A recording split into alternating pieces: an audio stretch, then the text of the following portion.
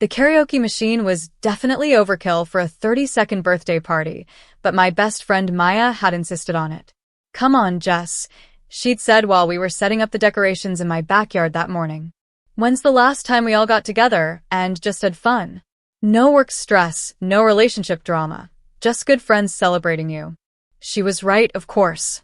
Between my demanding job at the marketing firm and everyone else's busy lives, our friend group had been scattered for months.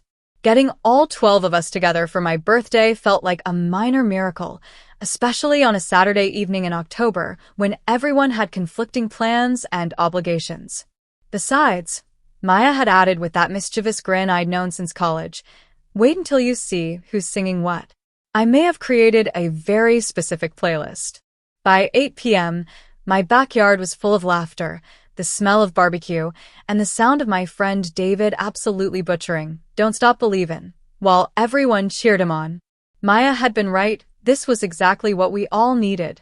My boyfriend Marcus was manning the grill with his usual precision. My coworkers Sarah and Kim were deep in conversation about some Netflix show, and even my normally shy friend Alex was warming up for his karaoke debut. I was refilling the cooler with ice when I heard Maya's phone ring from where she'd left it on the patio table. The music was loud enough that I almost missed it, but the distinctive ringtone, some pop song she'd been obsessed with lately, cut through the noise. "Maya," I called out, but she was inside getting more paper plates and couldn't hear me over the karaoke. The phone kept ringing, and I could see the caller ID from where I stood. "Daniel, work." Without thinking much of it, I picked up the phone and headed inside to find her. Maya worked as a freelance graphic designer, and she was always getting calls from clients at weird hours. Daniel was probably calling about some urgent project that needed to be finished over the weekend. I found her in the kitchen, arms full of plates and napkins, looking flustered as she tried to balance everything. "Your phone," I said, holding it out to her. "Daniel from work." Maya's face went completely white. Not just pale, white, like all the blood had suddenly drained from her body. The paper plates scattered across the floor as her arms went limp. "Maya?" I stared at her in alarm. "Are you okay? You look like you've seen a ghost."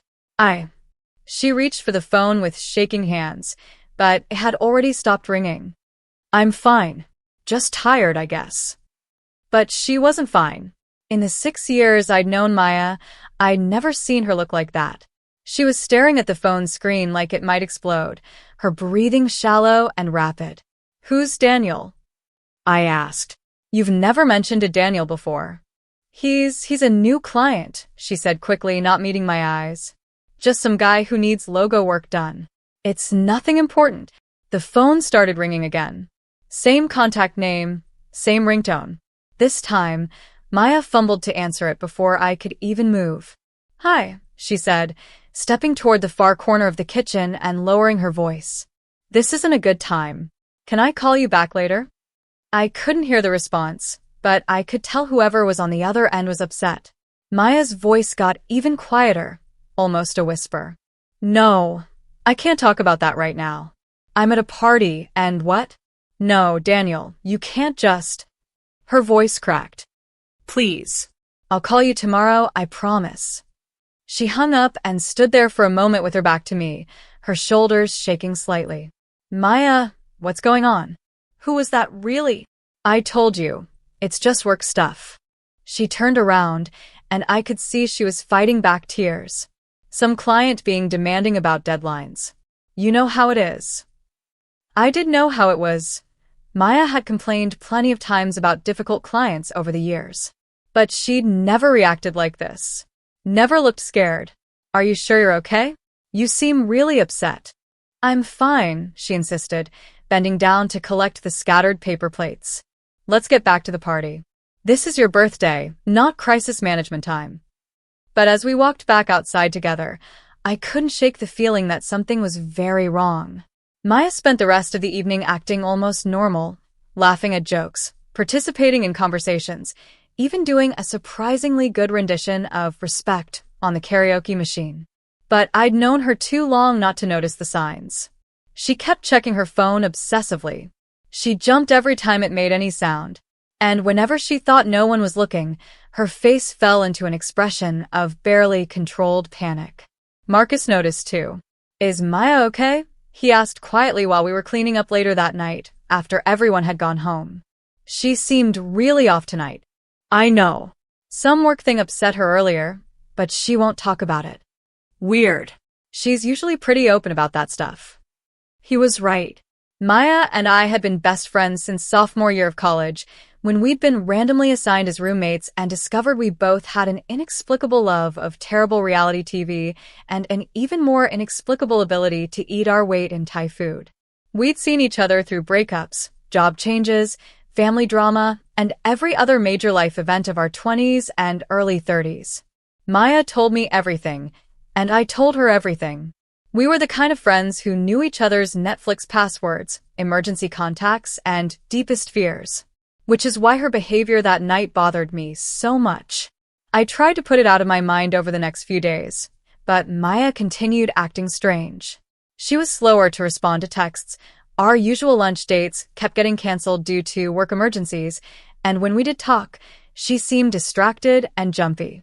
"Maybe she's seeing someone new and doesn't want to talk about it yet," suggested my coworker Sarah when I mentioned it. "You know how she gets about new relationships.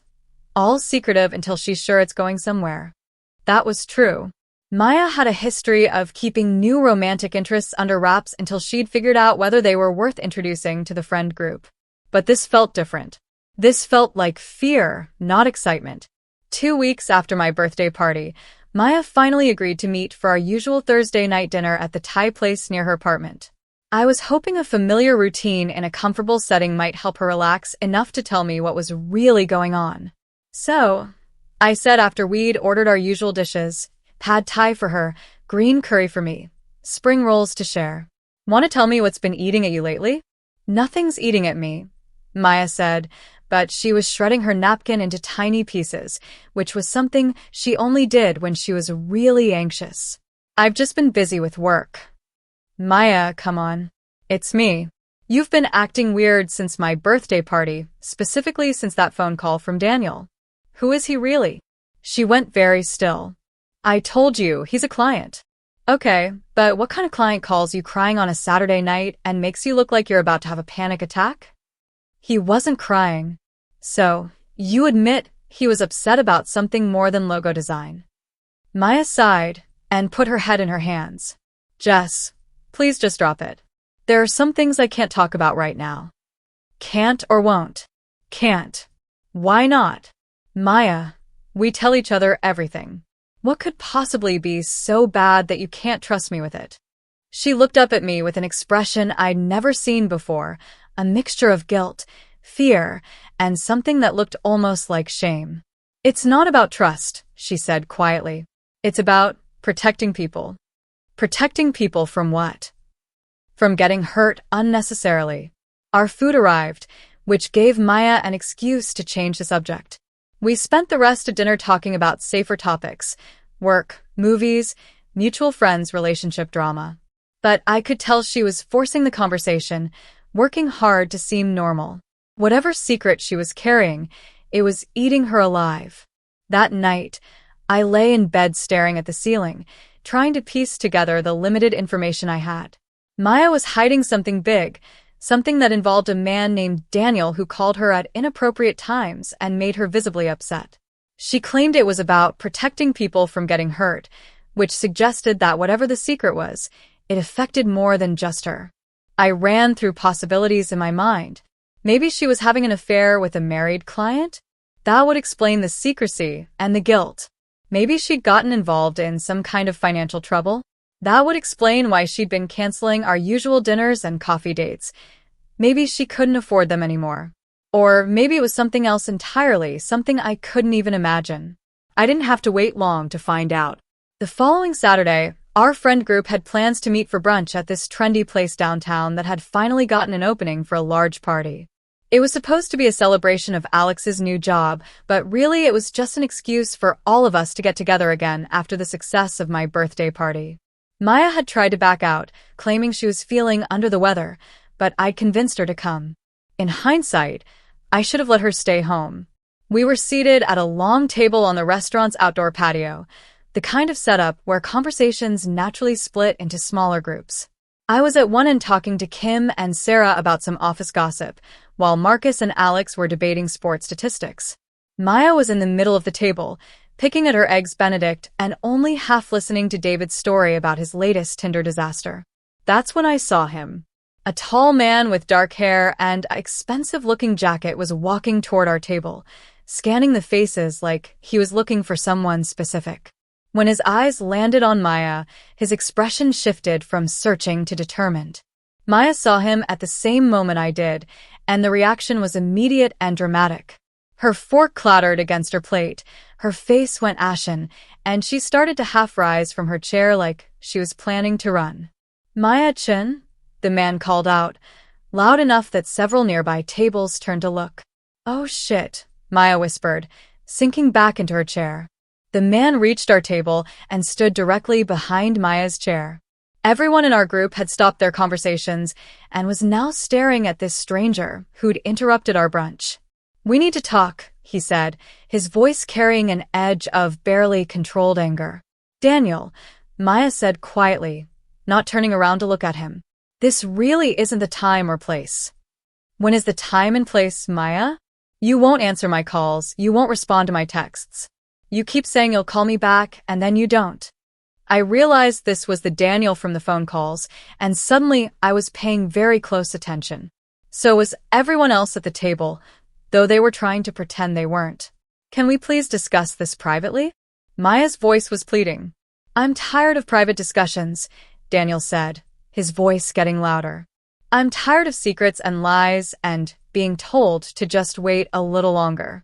My wife is starting to ask questions, Maya. She found the credit card statements." The words hit the table like a physical blow. I saw Marcus's eyebrows shoot up, Kim's mouth fall open, and Alex actually choke on his coffee. Maya closed her eyes. "Daniel, please." "Please what? Please keep pretending this isn't happening? Please keep lying to everyone in our lives? I can't do this anymore." "What exactly can't you do anymore?" I heard myself ask, even though I was pretty sure I didn't want to know the answer. Daniel looked at me for the first time, then at the rest of the table, taking in our shocked faces. Something in his expression suggested he was just realizing he had an audience for this conversation. "I'm sorry," he said, his voice dropping slightly. "I didn't mean to interrupt your meal. I'm Daniel Rodriguez. I'm Maya's." He paused, struggling with how to finish that sentence. "I'm Maya's partner." The silence that followed was deafening. I could hear traffic from the street, the clatter of dishes from inside the restaurant, other diners' conversations, but at our table, nobody was breathing. "Partner?" Sarah finally asked. "Business partner," Maya said quickly, but her voice was so weak it was barely audible. Daniel stared down at her. "Business partner?" "Maya, we've been living together for 8 months." Living together. For 8 months. I felt like the world had tilted sideways. Maya lived alone in a one-bedroom apartment across town. I'd been there dozens of times. Her mail was addressed there, her name was on the lease, all her stuff was there. How could she be living with someone? "I'm sorry, I think there's been some confusion," Marcus said, looking between Maya and Daniel with obvious bewilderment. "Maya lives by herself. We've all been to her apartment. She has an apartment," Daniel said slowly, his anger giving way to confusion. "But she's been staying at my place since February. Sleeping there every night, keeping her clothes there, cooking dinner together." He looked down at Maya. "What have you been telling your friends?" Maya was staring at her plate like she wished she could disappear into it. "It's complicated." "It's not complicated," Daniel said, his voice rising again. "We're in a relationship. We've been in a relationship for almost a year. The only complicated part is that you're apparently living some kind of double life where you pretend I don't exist." "Maya," I said quietly, because I had to ask even though I was terrified of the answer. "Is this true?" She looked up at me, and I saw tears starting to form in her eyes. "Jess, I can explain. Is it true?" "Yes." The word was so quiet I almost missed it, but it landed like a bomb. Maya had been in a relationship for almost a year, living with someone, apparently serious enough that his wife was asking questions, and she'd never mentioned it to any of us. Wait. Did you say your wife? Kim asked, her voice sharp. Daniel's face flushed. My ex-wife. We're separated. Separated or divorced? Alex asked. Legally separated. The divorce it's complicated. Oh my God, Sarah whispered. Maya, are you having an affair with a married man? It's not an affair, Maya said, finally finding her voice. They were already separated when we met. Daniel moved out months before we started dating. But you're still married, David said. It wasn't a question. Daniel nodded reluctantly. The paperwork is taking longer than expected. There are custody issues, financial complications, but Lisa and I haven't been together as a couple in over a year. Does Lisa know about Maya? I asked. The pause before Daniel answered told us everything we needed to know. She knows I'm seeing someone, he said finally. But she doesn't know it's serious enough that you're living together, Marcus said. Not exactly. The pieces were starting to come together, and the picture they formed was ugly. Maya had been secretly dating a married man for almost a year, keeping their entire relationship hidden from everyone in her life. Daniel, meanwhile, was apparently hiding the extent of their relationship from his wife, who was already suspicious enough to be checking credit card statements. Maya, I said, trying to keep my voice steady. Why didn't you tell us about any of this? She wiped her eyes with her napkin, smearing her mascara. Because I knew you'd all react exactly like this. I knew you'd judge me for dating someone who wasn't divorced yet. It's not about judgment, Sarah said gently. It's about honesty. You've been lying to us for months. I haven't been lying. You've been telling us you live alone, Kim interrupted. You've been making up excuses for why you can't hang out, pretending you're homesick when you're actually playing house with a married man. How is that not lying? And what about all those times you complained about being single? David added.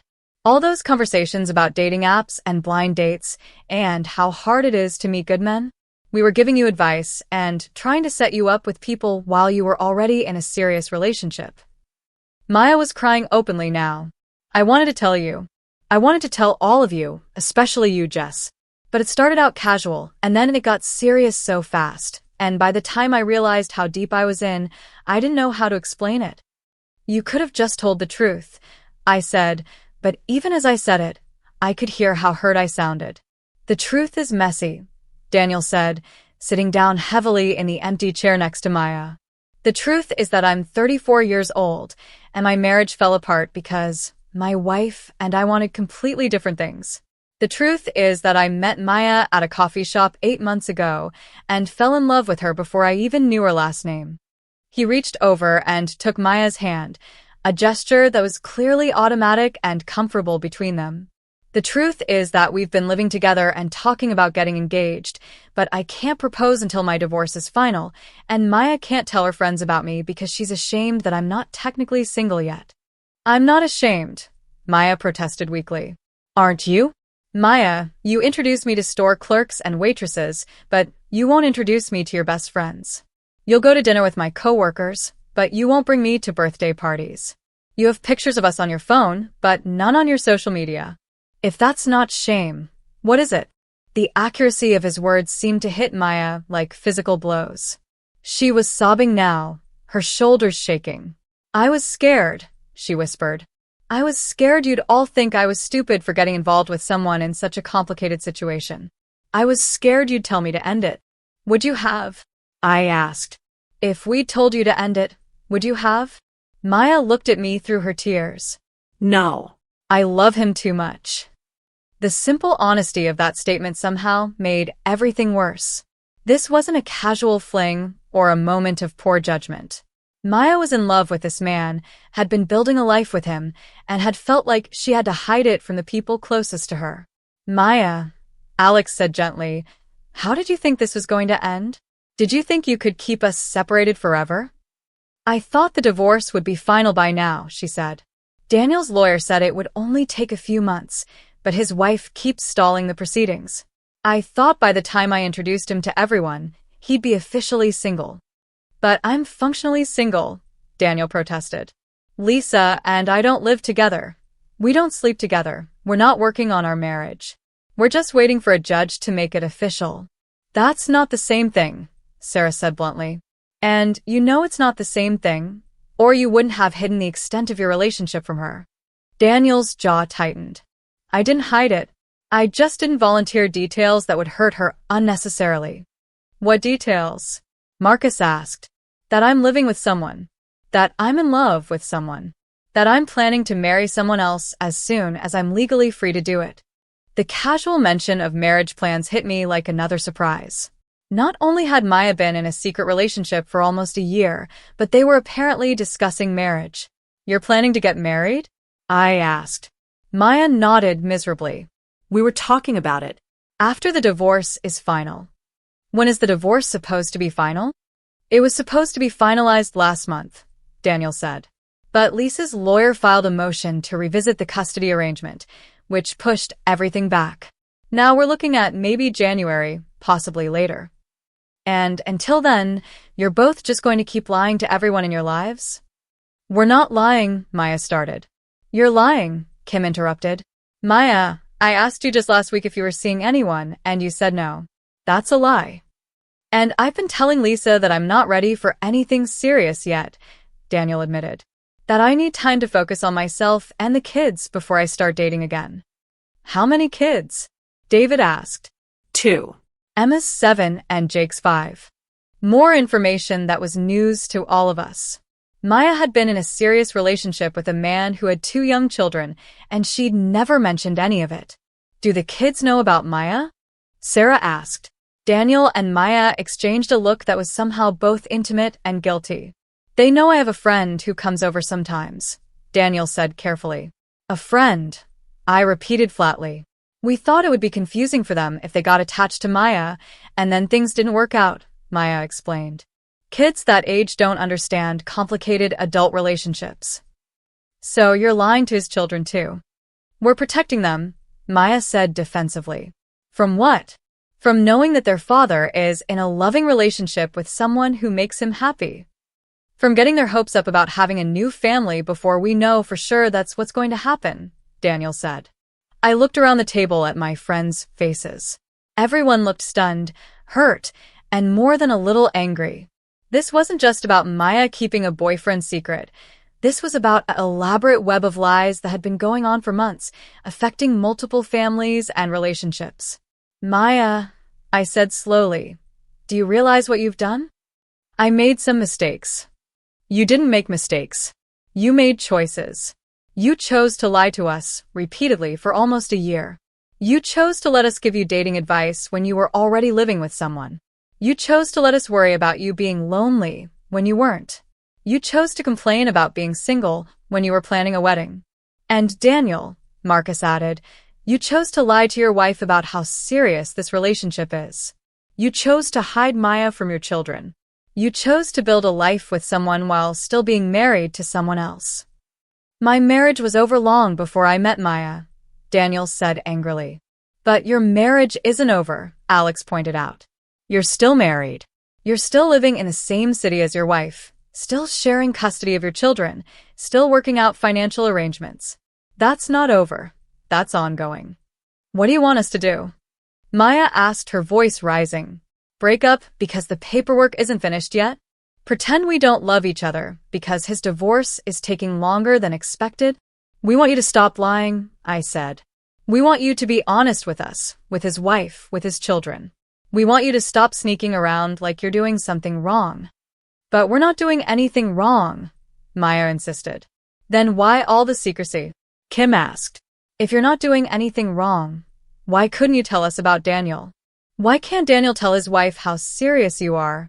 Why can't his children know you exist?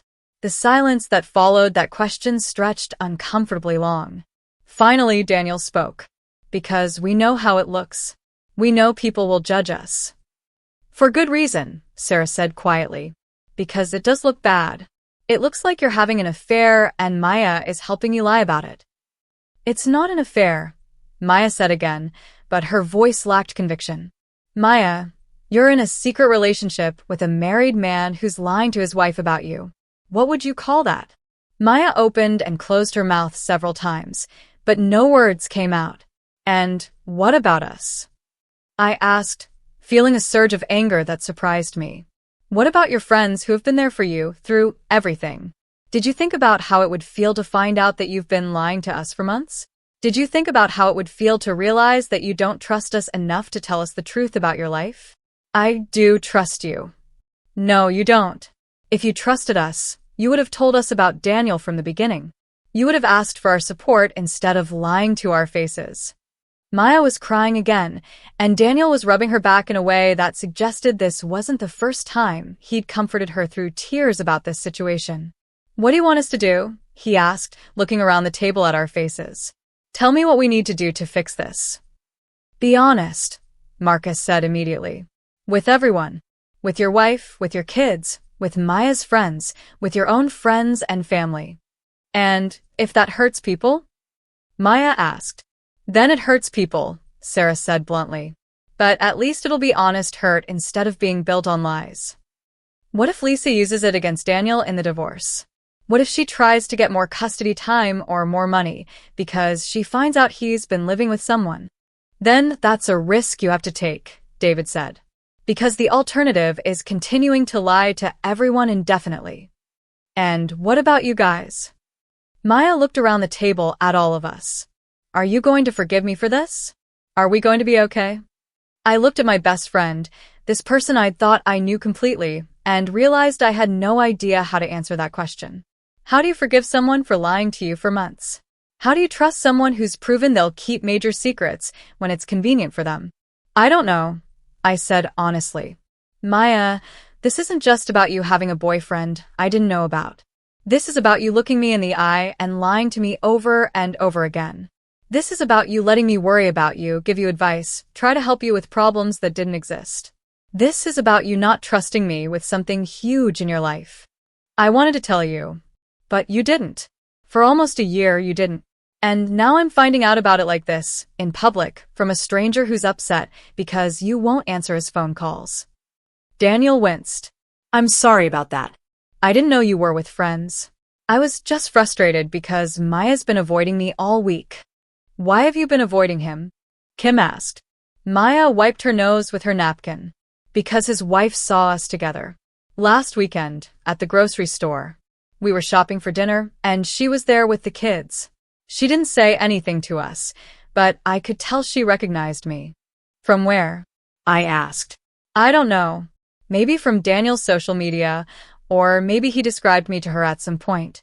But she definitely knew who I was. And then what happened? Nothing at the store. But Daniel said she's been asking him questions all week. About where he's been spending his time, who he's been with, why he seems happier lately. Daniel nodded grimly. She asked me point-blank yesterday if I was seeing someone seriously. I told her it was complicated. What does that mean? It means I tried to avoid answering the question directly. So you lied to her. I didn't lie, I just didn't tell her everything. Daniel, Alex said patiently, if your wife asked if you were seeing someone seriously, and you said it was complicated instead of saying yes, that's lying. She's not ready to hear that I'm serious about someone else. But you're serious about someone else. You're living together, you're planning to get married, you have a whole relationship that's been going on for almost a year. That's about as serious as it gets. Daniel rubbed his face with his free hand, the one that wasn't still holding Maya's. You're right. You're all right. This whole situation is fucked up, and we've been handling it badly. So, what are you going to do about it? I asked. Maya and Daniel looked at each other, having one of those silent conversations that couples have when they know each other really well. We're going to tell Lisa the truth, Daniel said finally. All of it. That I've been living with Maya, that we're serious about each other, that we want to get married when the divorce is final. And we're going to tell the kids, Maya added. Age appropriately, but honestly. They deserve to know who I am in their father's life. And what about us? Sarah asked. Maya looked around the table at all of us, her friends who had just learned that we didn't know her as well as we thought we did. I'm going to do whatever it takes to earn your trust back, she said. I know I messed up. I know I hurt all of you by lying. But this group, these friendships, they're the most important thing in my life after Daniel. I can't lose you guys. You haven't lost us, I said, and I was surprised to realize I meant it. But Maya, things are different now. I don't know how long it's going to take me to trust you again. I don't know when I'll be able to hear you say something and not wonder if you're telling me the whole truth. I understand. I'll do whatever it takes. And I'm sorry for ambushing everyone like this, Daniel said to the table in general. This isn't how I wanted to meet Maya's friends. I was just so frustrated with the situation, and when I saw her walk in here, I kind of lost it. It's probably good that it happened this way, Marcus said thoughtfully. If Maya had introduced you under normal circumstances, we never would have known about all the lies. At least now everything's out in the open. Is everything out in the open? Kim asked, looking directly at Maya. Or are there other secrets we should know about? Maya shook her head. No, that's everything. The relationship, the living situation, the marriage plans, that's the whole truth. What about finances? David asked. Are you sharing money? Are you financially entangled? Maya and Daniel exchanged another look. We share some expenses, Daniel said carefully. Groceries, utilities for my place, some entertainment costs. What about his divorce costs? Sarah asked. Are you helping pay for his lawyer? The pause before Maya answered told us everything we needed to know. Some of it, she admitted. Legal fees are expensive, and I want this to be resolved as much as he does. Maya, I said slowly, how much money are we talking about? It's not that much. How much? About $6,000 so far. The number hit the table like a physical blow. $6,000 was a significant amount of money, more than Maya usually spent on anything except rent and car payments. Where did you get $6,000? Marcus asked. I've been saving up for a down payment on a house, Maya said quietly. I used some of that. You used your house down payment money to pay for your married boyfriend's divorce?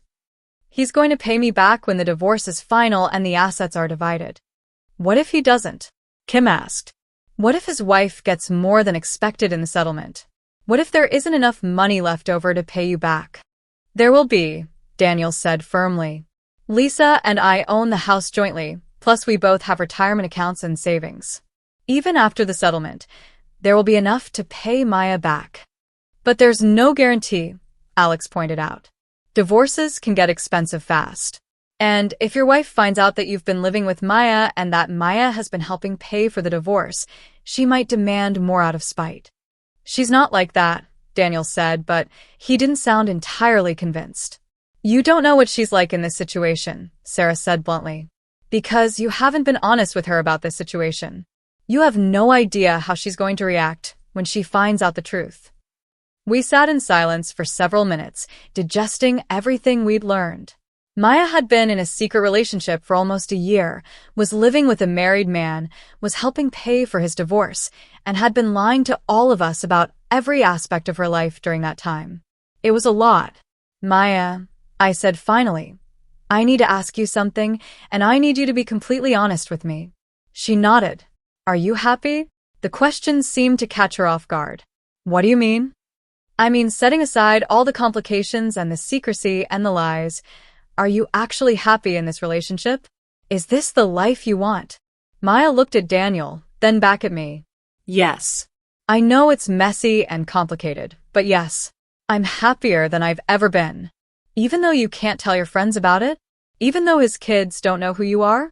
Even though you're spending your savings on someone else's divorce? Even though all of that? And Daniel, are you happy? With Maya? Absolutely. With the situation? No. I hate that she's had to hide our relationship. I hate that my kids don't really know her. I hate that my divorce is taking so long and complicating everything. Then why don't you just get a legal separation agreement and move on with your lives? David asked. Because I want a clean break, Daniel said. I want the divorce to be final, the custody arrangement to be settled, the financial stuff to be resolved. I don't want to start a marriage with Maya while I'm still legally tied to Lisa in any way. But you're already starting a life with Maya while you're legally tied to Lisa, Marcus pointed out. You're already living together, sharing expenses, making major decisions together. The only difference is that you're being secretive about it. Daniel was quiet for a moment. You're right. We're already acting like we're married in every way that matters. The secrecy is just making everything harder. So, what are you going to do? I asked.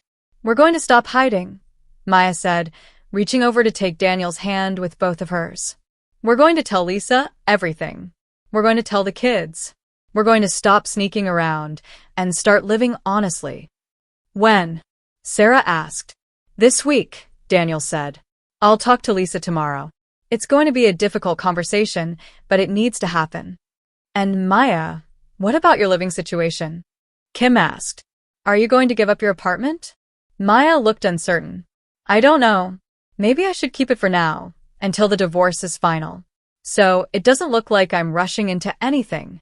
But you've been rushing into anything, Alex pointed out gently. You've been living together for 8 months. Keeping an empty apartment doesn't change that reality. I know. I guess I'm still scared about how this all looks. It looks like 2 adults who fell in love and moved in together, I said. The complicated part isn't the relationship, it's all the lying around it. The waiter appeared at that moment, clearly having waited as long as possible to interrupt what was obviously a very intense conversation. Is everything okay over here? Can I get anything else? We all looked around at our barely touched plates, our tear-stained faces, and the emotional wreckage scattered across the table. Actually, could we get the check? Marcus asked. And maybe some boxes for the food? Of course. After the waiter left, we sat in awkward silence for a moment. The intensity of the revelations had left everyone emotionally drained, and nobody seemed to know how to return to normal conversation. So, David said finally, this is probably the weirdest brunch any of us have ever been to. Despite everything, Maya actually laughed. I'm sorry, guys. I know this isn't how you wanted to spend your Saturday morning. Are you kidding? Sarah said. This is better than any reality TV show. Speak for yourself, Kim muttered. I prefer my drama fictional. What happens now? Alex asked. I mean, with all of us. Do we just pretend this conversation never happened? We can't pretend it never happened, I said. But maybe we can start over. Daniel, would you like to officially meet Maya's friends? Under better circumstances than a public confrontation? Daniel looked surprised. You'd want that. I want to get to know the person who's important enough to Maya that she was willing to lie to all of us for almost a year. That's not why I lied, Maya protested. Isn't it? Maya, you chose Daniel over us repeatedly. Every time you had the choice between being honest with us or protecting your relationship with him, you chose him. That tells me how much he means to you. Maya was quiet for a moment. I didn't think about it that way. I'm not saying it to make you feel bad. I'm saying it because I want to understand. And if Daniel is that important to you, then he's important to us too. The waiter returned with the check and boxes, and we spent a few minutes dividing up the bill and packing up leftover food. The mundane activity gave everyone a chance to process what had happened and figure out how to move forward. Daniel, Marcus said as we were standing up to leave, Maya's told us a lot about her work and her hobbies over the years. What should we know about you? Daniel looked surprised by the direct question. I work in software development. I've got 2 kids who are the center of my world. I play guitar badly and cook pretty well. I'm obsessed with hiking and terrible at fantasy football. He makes the best lasagna I've ever had, Maya added, looking grateful for the change to a lighter topic. Better than your mom's? Sarah asked, because Maya's mom's lasagna was legendary among our friend group. Don't tell my mother, but yes. Okay, now I definitely need to meet this guy properly, Kim said. Anyone who can outcook Maya's mom has my attention. As we walked out of the restaurant together, I found myself walking next to Daniel while Maya talked quietly with Sarah and Kim a few steps ahead. Are you okay? I asked him. He looked surprised by the question. Shouldn't I be asking you that?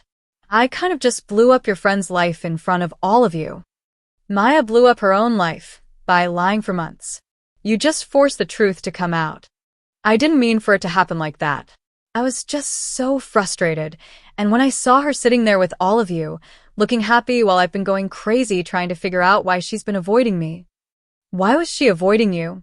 I think she was panicking. After Lisa saw us together, Maya started spiraling. She kept talking about how everything was going to fall apart, how everyone would hate her, how maybe we should take a break until the divorce was final. And you didn't want to take a break. Hell no. I love her. I want to marry her. I want to meet my kids properly and for my kids to know that she's going to be part of our family. I want to stop sneaking around like we're doing something wrong. But you have been doing something wrong, I said gently. Not loving each other, that's not wrong. But lying to your wife, lying to your kids, letting Maya lie to her friends, that's been wrong. Daniel was quiet for several steps. You're right. I kept telling myself that we were protecting people, but really we were just protecting ourselves from difficult conversations. Are you ready to have those conversations now? I think I have to be. Maya can't keep living like this. She's been making herself sick with stress and guilt. We'd reached the parking lot, and everyone was standing around in that awkward way people do when a social gathering is ending but nobody knows quite how to say goodbye. Maya, I said, are you going to be okay? She nodded, though she still looked shaky. I think so. I'm scared about talking to Lisa, and I'm scared about telling the kids, but I'm also kind of relieved that it's all out in the open now. What can we do to support you? Just be patient with me while I figure out how to fix this mess. And maybe give Daniel a chance? I know this wasn't the best first impression. I looked at Daniel, who was standing with his arm around Maya in a way that looked natural and protective. Despite the circumstances, I could see why Maya had fallen for him. He was clearly devoted to her, and he seemed genuinely remorseful about the deception. We'll give him a chance, I said. But Maya, no more lies. About anything. If you're scared or worried or having problems, you talk to us. That's what friends are for. I promise. And if you need help dealing with his ex-wife or the kids or any of this complicated family stuff, we're here for that too. Really? Really? Maya, we've been friends for 6 years. One really big lie doesn't erase all of that, but it does mean we have to rebuild some trust. Over the next few weeks, Maya kept her promise about honesty. She called me the night before Daniel talked to Lisa and was so nervous she could barely speak coherently. She called me again the night after, crying with relief that the conversation had gone better than expected. She was hurt, Maya told me, and angry that Daniel hadn't been honest with her about how serious we were. But she wasn't surprised. She said she'd suspected there was someone else for a while. How did she take the news about you living together? Better than we expected. She said she'd rather Daniel be happy with someone else than miserable trying to work on their marriage. That's very mature of her. I think she's been ready for this to be over for a long time. The divorce proceedings have been dragging on partly because neither of them wanted to be the one to push for it to be finalized.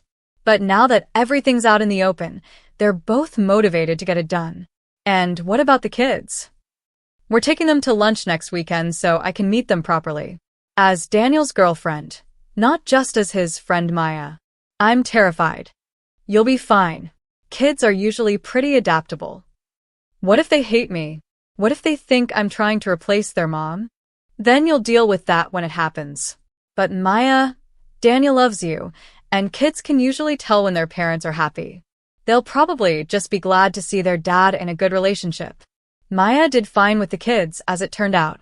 7-year-old Emma was initially shy, but warmed up quickly when she discovered Maya shared her obsession with Harry Potter. 5-year-old Jake was more concerned with whether Maya liked soccer than with any complicated adult relationship dynamics. The divorce was finalized in March, 5 months after the disastrous brunch revelation. Daniel and Maya had a small courthouse wedding in April, followed by a bigger celebration in Maya's parents' backyard in May. All of us were there, of course. Even Lisa came to the backyard party, bringing the kids and staying for cake before gracefully leaving to give the newlyweds their celebration space. Can I ask you something? I said to Maya during the party, while we were standing together watching Daniel teach a group of kids how to play his guitar. Of course. Are you glad it all came out the way it did? The big public scene at brunch, having to confess everything all at once. Maya thought about it for a moment, watching her new husband laugh as Jake attempted to strum the guitar. It was horrible at the time, she said. I was so embarrassed and scared and worried that I'd ruined everything. But yeah, I think I'm glad. If Daniel hadn't confronted me like that, I probably would have kept finding excuses to put off telling you guys. The secret was eating me alive, but I was too scared to do anything about it. What were you most scared of? That you'd all think I was stupid for getting involved with someone in such a complicated situation. That you'd judge me for dating a married man. That you'd try to talk me out of it and I'd have to choose between you and Daniel. And now I know that you guys care more about me being honest than about me being perfect. I wish I'd trusted you with the truth from the beginning. We would have worried about you, I admitted. We probably would have asked a lot of questions and wanted to meet Daniel right away to make sure he was treating you well. But you wouldn't have told me to break up with him? Maya, you're an adult. You get to make your own decisions about your relationships. We might have had opinions, but ultimately, we would have supported you. I know that now. I think I was so caught up in my own guilt and uncertainty about the situation that I assumed everyone else would judge it as harshly as I was judging it. A few months later, Maya and Daniel bought a house together, using the money Maya had been saving for a down payment, plus Daniel's share from selling the house he'd owned with Lisa. They invited all of us over for a housewarming party, and it was strange but wonderful to see Maya in her element as a hostess in a home she shared openly with her husband. It's weird seeing her this happy, Sarah commented as we watched Maya show off the kitchen she and Daniel had remodeled together. Good weird or bad weird? I asked. Good weird. I just feel like we missed out on a year of seeing her fall in love and build this relationship. Like we lost time we can't get back. But maybe we would have missed it anyway, Kim said thoughtfully. Even if she hadn't been secretive about Daniel specifically, would we really have been there for all the day-to-day stuff? The grocery shopping and cooking dinner together and deciding on furniture? Probably not, I admitted. But we would have known it was happening. We could have been excited for her instead of worried about her. True.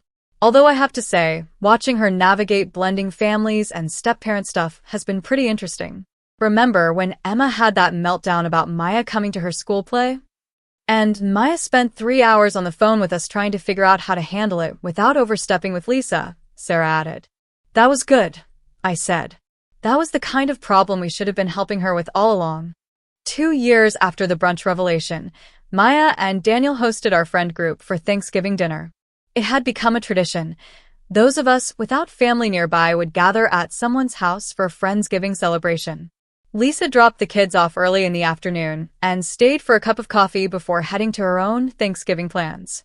Watching her interact easily with Maya, seeing Emma hug Maya goodbye and Jake show off his latest art project, it was hard to believe this had once been a source of such secrecy and drama.